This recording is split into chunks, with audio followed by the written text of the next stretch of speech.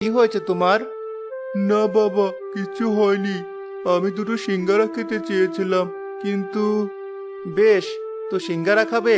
বসো না এখানে, আমি দিচ্ছি তোমার সিঙ্গারা। কিন্তু বাবা, আমার কাছে যে টাকা নেই। রাখো তো তোমার টাকা, তুমি বসো এখানে আর যত খুশি সিঙ্গারা খাও।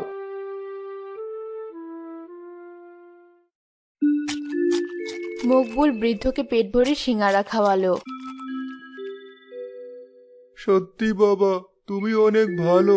দেখো, তোমার ব্যবসায় অনেক উন্নতি হবে। আর এই সিঙ্গারা তুমি যতক্ষণ না বাড়ি ফিরবে ততক্ষণ ফুরাবে না।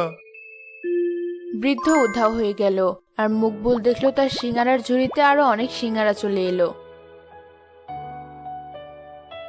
আরে, কোথায় গেল এই বৃদ্ধ?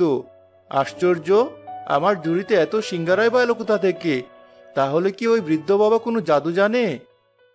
বৃদ্ধ উধাও হওয়ার সাথে সাথে রফিকের সব সিঙ্গারা চপে পোকামাকড় ঘুরতে লাগলো। এই দেখে দোকানের সব ক্রেতারা রেগে গেল। আরে, এ কি? এ তো দেখছি সব খাবারে পোকামাকড়। এই, কেউ খেও না এই খাবার। এবার বুঝেছি, সব পচা বাসি খাবার আমাদেরকে কম দামে খাওয়াচ্ছে।